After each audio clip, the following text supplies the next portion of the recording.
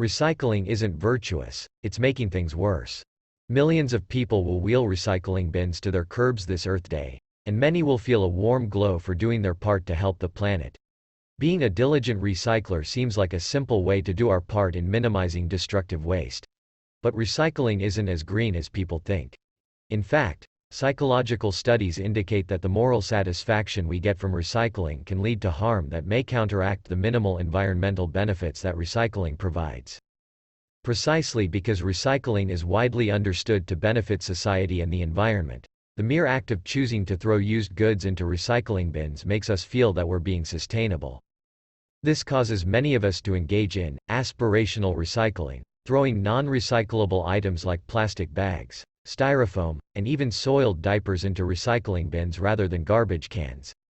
Even people who attempt to be conscientious in their waste disposal inadvertently engage in poor recycling habits, partly because it is difficult for consumers to know what is acceptable for recycling. Better labeling may improve bad habits.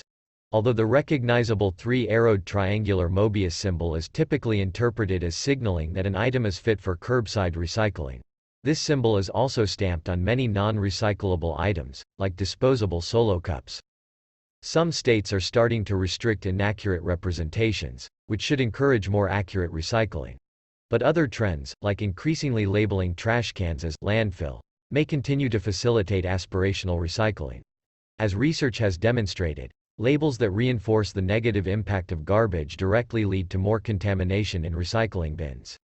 Making small mistakes when recycling can have big downstream effects. As a result of aspirational recycling, millions of tons of curbside recycling are diverted to landfills or incinerators. Recently tightened international regulations have made this problem worse. Yevgeny Karchesky, Unsplash source. Yevgeny Karchesky, Unsplash. Even if everyone began to sort their recycling from their garbage correctly, recycling would remain ineffective and inefficient as compared to reducing or reusing. Yet, when people consider the positive outcomes that recycling can have, they feel better about consuming single-use items. One recent study found that people with the option to dispose of plastic in waste-to-wear bins that promised to turn plastic bottles into clothing were more likely to selectively use plastic bottles over reusable glass jars. Thus, when people feel that their disposal of recyclable materials contributes to the public good, they engage in more recycling behaviors rather than reducing their purchasing behaviors. This will likely make them more wasteful since recycling will never be more sustainable than curtailing consumption and repurposing what is already owned. Other researchers have documented a related phenomenon, termed the negative footprint illusion, in which people mistakenly evaluate sustainable actions as yielding much lower environmental impacts than they really have.